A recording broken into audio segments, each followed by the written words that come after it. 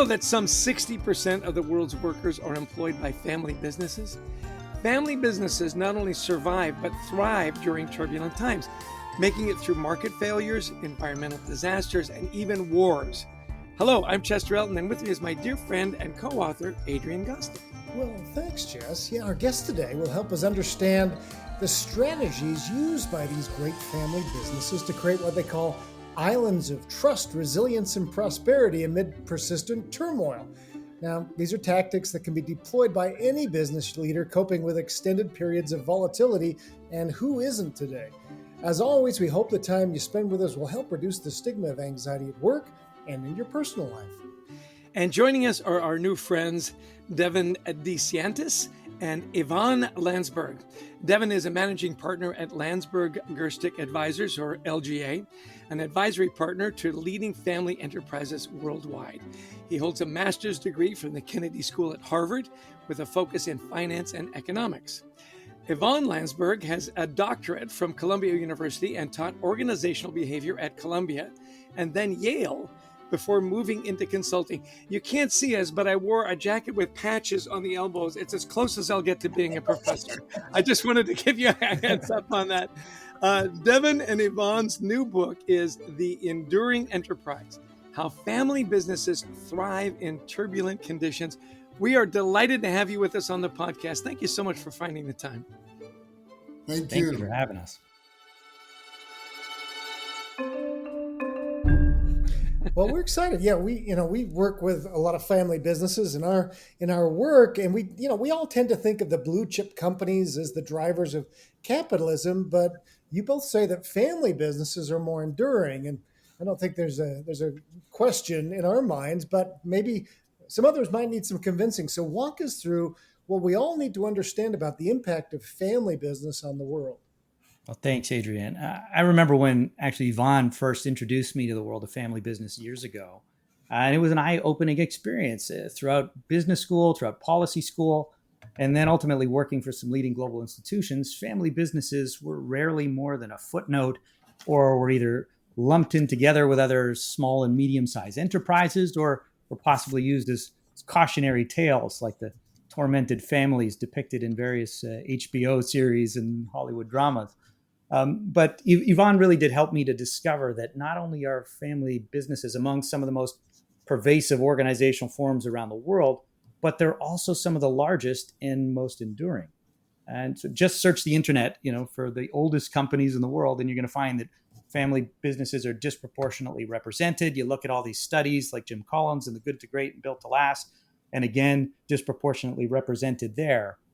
So outside of the US and the UK, where many of us are based in the English-speaking business world, and maybe a few other countries where there's strong centralized government, enterprising families actually represent up to 90% of all business activity, employment, research and development in the respective countries. And they're also deeply committed to the long term and to their communities, which means they're more naturally attuned to the slower moving systemic challenges like climate change or rising social tensions and demographics and so forth. And as we profile in the book, given how pervasive they are, especially in emerging and frontier markets, they're also naturally attentive to managing risk and skilled at navigating through crises, which tends to help explain why they're represented among some of the more enduring organizations out there in the world. Yeah, the other reason why we don't hear that much about them is that families often keep to themselves, right? So, as a client of ours once told us, happy people have no history. So they go under the radar, and as Devin says, they really do have some particular qualities that make them particularly resilient. Like, in addition to the ones he mentions, the concern for quality, for instance. The fact that the family's identity and name is tied to the products that they make or the services they deliver, but also they are particularly attuned to the world we're moving into. That is, if you can't have a family business without developing your capacity to manage contradictions and paradoxes, right? So how do you deal with your relatives while at the same time impose on them standards of performance and accountability and all of the things you need to make a workspace, functional and effective? So the tension between that leads to a capacity to deal with uncertainty and paradoxes that is unique to these systems. That is fascinating. Already we're off to a great start. And by the way, this idea of happy people have no history, you can't find Adrian Gostick anywhere. 3 years ago, he just appears. An avatar created by Chester. You're doing something right. He has no history. So this is really fascinating. And Adrian and I have done some work with some really interesting family businesses that we'll share with you in a minute. But what can leaders who may not work in a family business learn about thriving, particularly during the times of your research? How can your research, our podcast is called Anxiety at Work. How can your research bring down anxiety for everyone, whether they're in a family business or not? Ivan, you want to take that one? Yeah, I mean, to me, first of all, the assumption that the world is, in fact, unpredictable, that we've been living, particularly in advanced economies, inside a bubble, and that those bubbles have certain cyclical, they have a cyclical nature to them. So the very fact that you raise your tolerance for that kind of uncertainty, and appreciate when you have stability, and try to find comfort in that, but not so much comfort that you then don't prepare for the inevitable downside of that stability. And I think that in itself gives you a sense of mastery and control over the risks that you're inherently taking, which is a much more effective way of dealing with it than just wallowing in denial that these things don't exist. Excellent. What would you add to that, Devin? Well, I think that the first thing that occurs to me, and as we capture in some ways in the book, is the idea of the inverted U-shaped curve, and the relationship between stress and performance. That too little stress ultimately can lull us into a false sense of security and complacency, and too much stress can shut us down and paralyze us. And so ideally, there's some combination of resilience building, of stress in your environment that keeps you on your toes. And that's good for our bodies and for our families, but also for our organizations and for society as a whole. And I think that's one of the reasons why you're seeing a lot of writing and talking about resilience these days, is that, as Ivan has said, we have been over the past half century or more in the bit of a golden age of stability, if you will. And during that time, we haven't really experienced, at least in the privileged few countries that make up the advanced economies of the world, a protracted period in which we haven't had to face, other than the occasional economic dislocation or turbulence and conflict far away. We haven't had to deal with the kind of stresses that are endemic to emerging and frontier markets, and unfortunately, which appear like they are looming just over the horizon, even in advanced economies these days. Yeah, no kidding. It's kind of frightening. The black swans, as I think Nassim Taleb talked about, that may be coming. Who knows? But you say in the book that most organizations, most leaders are not prepared to deal with shocks and uncertainty. Why are we so maybe naive with what's coming or unprepared? Talk us through that a little bit. And what we can do, perhaps. Sure. The point is not, of course, to fearmonger here and get everybody to shut down. The point is to appropriately attune everybody to the reality that we've been in, perhaps one might say, the eye of the storm. And so the exception to the rule is stability in the long sweeping arc of human history. And many leaders who've been born and raised and live in New York, London, Toronto, Sydney, and so forth, places we might describe as these privileged bubbles of stability and prosperity, are really unfamiliar with how to operate under more turbulent conditions. For them, crisis is the stuff of science fiction, not the daily grind of management. They're accustomed, for instance, to reliable access to capital and to labor and to justice and to infrastructure, and have little intuition for how to survive and thrive without these critical institutions. But much like our immune system, all organizations occasionally need to be stress tested. And this ensures that they can operate not simply when conditions are smooth and and standard, but also when tested to the extremes. And we came across in our research this so-called hygiene hypothesis, which we think represents really interesting perspective on this that probably connects most viscerally and naturally to folks, which is from biology and medical science. It turns out that the closer that we live to a well-developed health system, the weaker our immune system tends to be.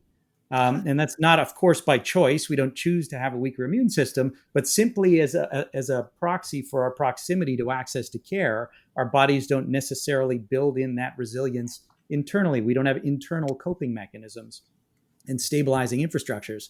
And now consider a less stable and predictable environment where shocks and crises are commonplace.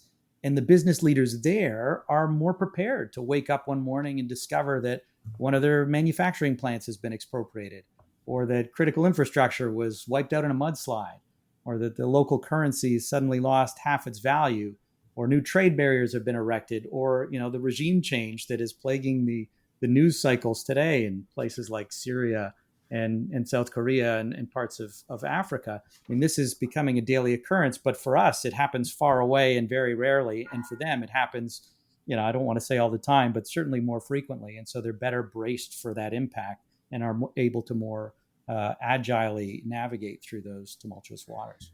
I think that is fascinating. I remember, Adrian and I both grew up in Canada. Devin is up in Toronto.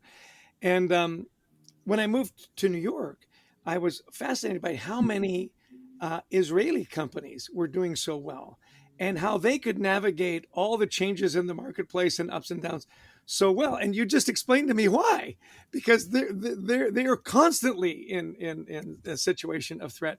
I wanted to share with you a story about a company that Adrian and I have done a little work with.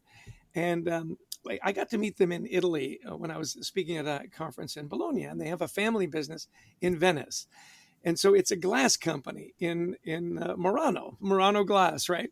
So I'm talking to them. It's the Seguso family. And I said, so it's family business. They said, yeah. I said, so how many generations has it been? It said, 23 generations. They started their company in 1397. So I did the quick math. That's a company that's been around for 627 years.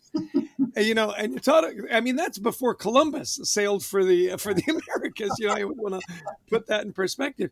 And so now that you're talking about this, about succession and bringing up the next generation, I'm really curious. We talk about the wars and so on, the research. Talk to us a little bit about the succession plans in family businesses. Devin, you mentioned earlier that often you hear about family businesses because of the infighting and the drama. And, they just were talking about Fox News and all that going through that family. Obviously, there's lots of family businesses that do it really well. What have you found in that succession planning that the really good family companies do that, and companies that aren't family businesses don't do well, right? Maybe, Ivan, you could start us off on this. Happy to talk about that.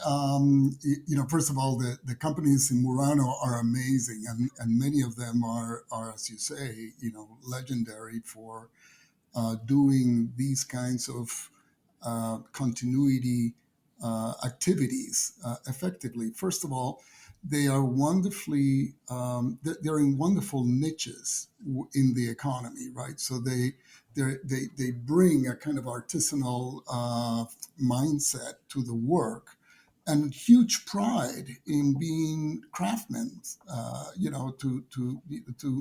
And the kids in these families grow up around these companies, so they're learning the business without even knowing that they're learning it.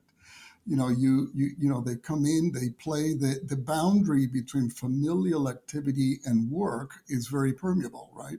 So work comes to the family, and the family comes to the workspace, literally. I mean, they're physically next to each other. But also there is great pride in mentoring the next generation, right? So, these are people who enjoy what they do, and that kind of zest for the activity itself is contagious. So the next generation immediately, get caught into, if you will, the momentum of producing beautiful art, producing beautiful glass pieces. And then each family has its own trade secrets, as it were, the things that we do because, great granddad taught us to do it this way. And that's a unique, sort of source of pride that also gets passed down. And of course, the very pride of ownership also glues the family together. So you have a kind of, reinforcing cycle of familial activity and work activity that is hybrid. Yeah, it's so interesting because I've gotten to know the Seguso family quite well. And, Pier Paolo, who is now the patriarch, his son Marco is what, 12 years old, and he knows how to blow glass. I mean, and there's no doubt in his mind that he's going to be a glass blower and he's going to be in the business. It is fascinating. I really appreciate you bringing that into the trade secrets, the craftsmanship, the niche of their business, and that their name is on every product, right? It's Seguso glass. It's not American glass or the glass company from Toronto. It's Seguso glass, and there's that passion for there had to be somebody in the mix though who wanted to be a dentist or something, and there had to be. Actually, you bring up a really good point, because families that do this well also don't make it a life sentence, as it were. They give, the notion is, if you convey to the next generation the kind of enthusiasm that we're talking about, they will naturally gravitate towards the enterprise. But there are some who want to be doctors and lawyers and scientists and artists in other fields and so forth. And then you don't lay a huge guilt trip on them. You let them go. And then they become proud owners, right? So they don't have to be involved in the actual making of the products, but they can belong to the tribe through the path of ownership in a way that's sustainable. One last thing on this is it's really interesting that several of the family did go off and had other careers. Almost all of them came back to the business at some point. So I think that's really interesting. They go off and get an education, they work in another business, and then it's kind of like, but I'm a glass guy, and so I'm coming back to the business. Fascinating. Thank you. I had a student once who came from a family in Tuscany that had an olive oil farm that was founded around the same time, right? So in the 1300s, near Siena. And she just took great pride, not just in being a family member, but in connecting through all the other family members that are now in the thousands, literally, who have spread throughout the world and gone into fantastic careers elsewhere. So the way she put it to me was, if one of my kids gets sick, before I call the pediatrician, I get on my Rolodex for the family and I actually find who's a doctor and I call them first, and they immediately pick up my call, give me their advice, and then I go to the pediatrician. That's awesome. The familial network is in itself an asset that they curate with great care. And, to this day, they come together in Tuscany to celebrate the pressing of the olives. And it's a sort of medieval festival with all the cousins that can come. And that gets sustained over time. Well, I mean, Ivan, isn't this your story too? I mean, you grew up in Venezuela. I remember reading in the book, but you were a part of a family business, but you went off to do something else. Tell us a little bit about your experience. And because I know your company, you were working on succession planning, and you hit some hard times. Take us a little bit through what you went through. Yeah, thank you. No, my father was originally Dutch. That's why my name is not particularly Latin sounding. He was born in Curacao, raised in Holland, and then came back to Curacao during the war and married my mom, who was Venezuelan. So he started an insurance brokerage business in Caracas. And the business grew to be very significant. It was one of the sort of main insurance groups of Latin America. They were well beyond Venezuela. So my dad was planning succession. I'm the youngest of three kids. My older brother was working with him. He's 8 years older than I was. And the succession essentially didn't work. So I was in graduate school, seeing all this unfold in my family. And I got very curious about family companies. And back then, there was no research in this area. So, but it did open my eyes to the very points that Devin was making at the front end of the call, which is, the family businesses are ubiquitous, and they do face some inherent challenges. Succession does pose an important challenge in many of them. And there's a whole distribution. Some manage it beautifully. Some do a terrible job of it. And in the middle, there is the proverbial bulk of family companies that, with a little bit of help and education, can actually, do it better. So when I graduated out of Columbia, went to Yale, started doing research on this area, and have devoted the bulk of my life to it. So that's essentially the story. Devin, you better tell us about Canada. That's as a Far couple less of guys who grew up exotic, in Adrian. Canada. One of the safest places, friendliest. But that's got to have shaped your view on this topic too, where you come from. Certainly. On the one hand, as with most who have, again, grown up in these environments, it does anesthetize you a little bit to some of the dramas that are attendant to growing up in a place like Caracas, the murder capitals of the world. So growing up in the relative safety and stability of the Great White North, you almost have to actively seek out riskier environments. And some of those in the context of Canada are, the great wilderness that is outside of our major metropolitan areas. And so I, joined the Boy Scouts when I was younger and got involved in a lot of pretty adventurous stuff.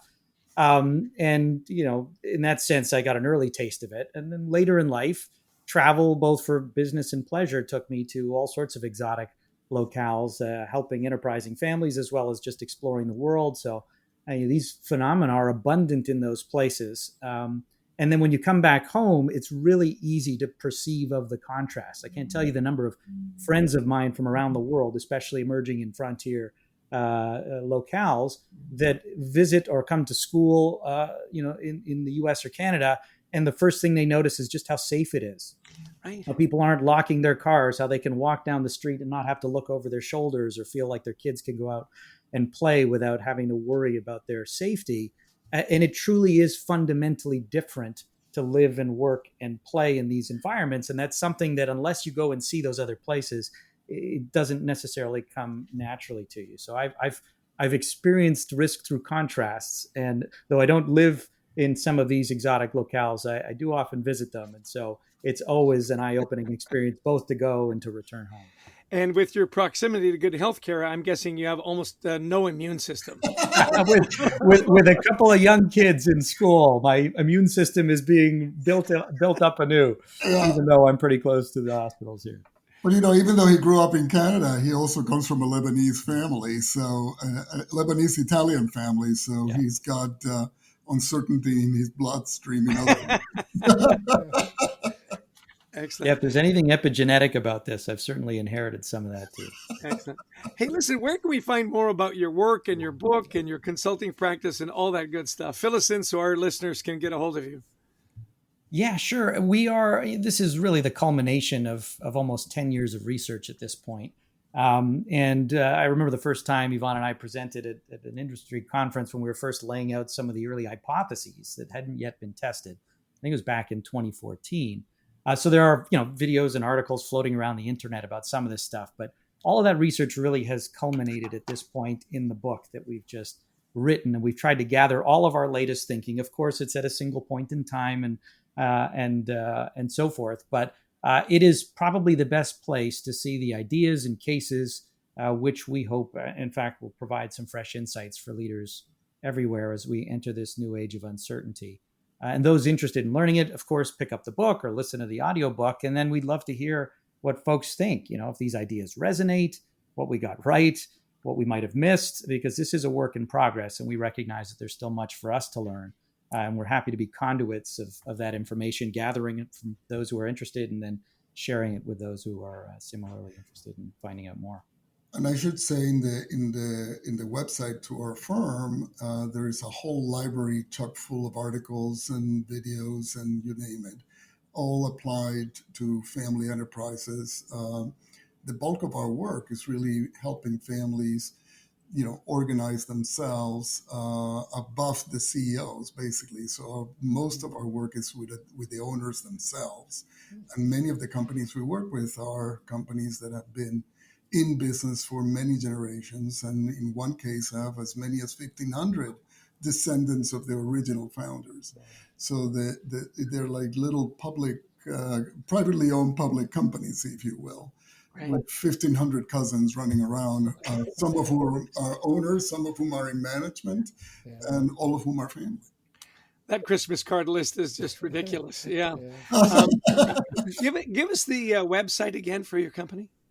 It's lga.global. Excellent. Awesome. Hey, this has been such a great, energizing conversation. I've learned a lot and taken lots of notes, but give us something to close on. Ivan, we'll start with you. Just give us a couple of takeaways after going through all this research that you'd like our listeners to take away, whether they're in family business or not. What have you learned that maybe we need to take to heart here? I think some of the key lessons that all organizations can learn from family companies operating in these environments are things like, it's critical to build a shared narrative, that spells out why you're doing what you're doing. Companies, particularly if they've been around, the purpose of the company begins to fade into the background. And before you know it, the owners themselves don't understand why are we in this business? So taking the time to really flesh that out, put it front and center, make sure you got an answer for why are we together, that matters enormously. It's important, particularly if you're beginning to hit hard times, that you also take care of yourself, right? If you're in a leadership role, these leadership roles, you are a little bit of a lightning rod for all of the stress that gets kicked up by the system. So, just like we say when you board an airplane, in case of trouble, put your oxygen mask on first before you start helping other people. Make sure that you find moments of renewal. If you are in a troubled area of the world, take some shore leaves, so go somewhere you can sort of calm down and sort of take some distance from the immediacy of your stressors. And very importantly, manage your stakeholders in a thoughtful way.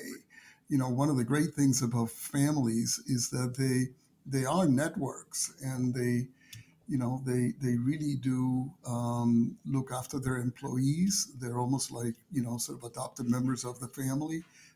They look after their partners. They look after their providers and their clients, of course. So making sure that you're thinking strategically about how to curate your network of stakeholders, I think are all very important lessons. Wonderful. Devin, what would you add? Yeah, I couldn't agree more with Ivan. And in addition to that, I just add two other thoughts. One is that all leaders, and frankly, all of us as employees, as citizens of the world, ought to treat crisis as endemic. Just stay vigilant. Don't be lulled into a false sense of security by the current stability that you might be enjoying. It doesn't mean you have to hyperventilate and worry about the worst case scenario, asteroids falling from outer space and shark attacks and all the other things that represent the long tail of risk. But that we should plan proactively for disruption and recognize that could happen at any moment. Even if it's 10 years from now, it's best to have the plan and not need it than to need the plan and not have it. And the other is to find a way to balance growth and resilience. It comes very naturally to most organizations to pursue efficiency and profit in the shorter term and ultimately in the longer term aspirationally. But oftentimes that forces us to lean into the blind pursuit of profit, if you will, without beginning to plan or prepare for longer term survival. So we tend not to invest in some of these broader structural risks that we know that are looming just over the horizon. Excuse me. Whether it's climate change or longer term demographic trends or geopolitical tensions, these are things that might seem like a distraction in the daily grind of the work that we do. But at some point in some part of the organization, somebody needs to be looking at those risks and tracking them so that if they do become more pressing and prevalent, that we've got at least a playbook to begin to respond, and we're not making it up on the fly as it's the only other thing I would add is that planning is everything. But sometimes people say plans are worthless, but planning is everything, and I truly believe in that construct, because when you exercise planning, you're anticipating things that and already are sort of you're strengthening your immune system psychologically to be able to respond effectively, because you've already saw that might be at risk, right? So that becomes a very important component. Wonderful. Hey, this has been so enlightening and so engaging. Thank you so much for the time. Their new book is called The Enduring Enterprise: How Family Businesses Thrive in Turbulent Conditions.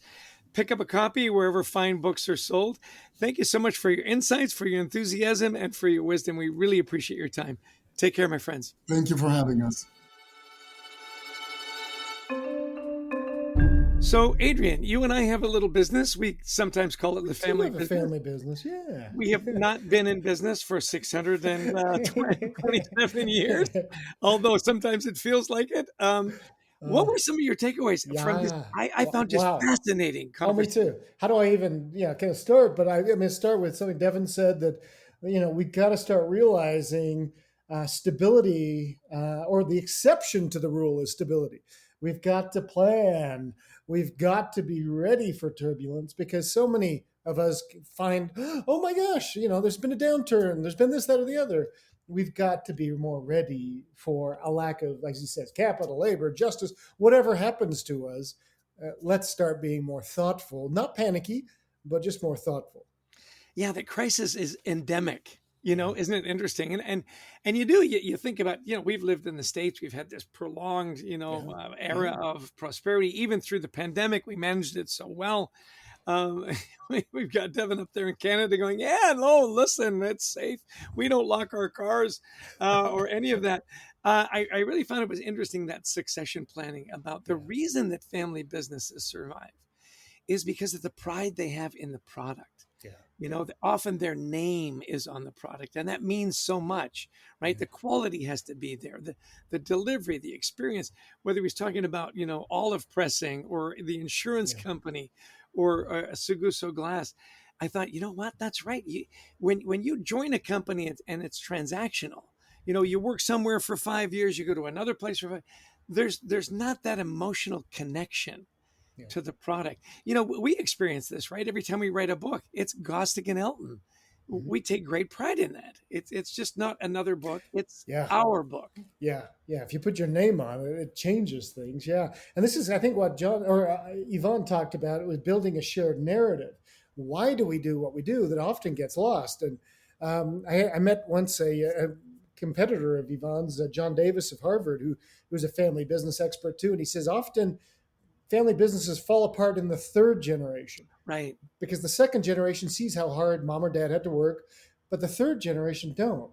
And that's where you start your work. So do you have a shared narrative to understand why we do what we do, how we make the world a better place? Yeah, and just my last thing here, I thought it was hilarious when he said, there wasn't a lot of research about family companies because they're kind of private. Yeah. They kind of keep it to themselves. Happy people have no history. I thought it was hilarious. I'm going to put that on a plaque somewhere in my office. It reminds me of a burger company once, extremely successful, that you went in and gave a talk to, and you said, hey, can I write your story? And they said, not only can you not write it, if you do, we will sue you. Yeah, right.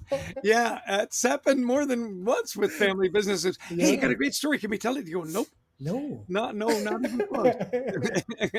Yeah, their PR person is there to keep the press from away. Yeah. So I just thought that was great. I thought, so much to learn there that brings, I know it's anxiety inducing sometimes to talk about these things, but I think what they learn can really help all of us. So, what a great session. Wonderful to learn from Devin and Ivan. Big thanks to you from all of you who have listened in. To a big thanks to our producer, Brent Klein, to Christy Lawrence, who helps find amazing guests. If you like the podcast, please share it. We'd also love you to visit thecultureworks.com for some free resources. Right, Jess? Yeah, and Brent and Christy, we could call them family. I think we can. Absolutely. And by the way, we love speaking to audiences around the world, virtually, in person, on topics of culture, teamwork, and resilience. Give us a call. We'd love to talk to you about your event. Adrian, as always, I'll give you the last word on this fascinating conversation we just had. I'm really excited about that. Yeah, it's fun to have really cool, innovative thinkers with us. And hey, everybody, thanks for joining us today. Until next time, we wish you the best of mental health.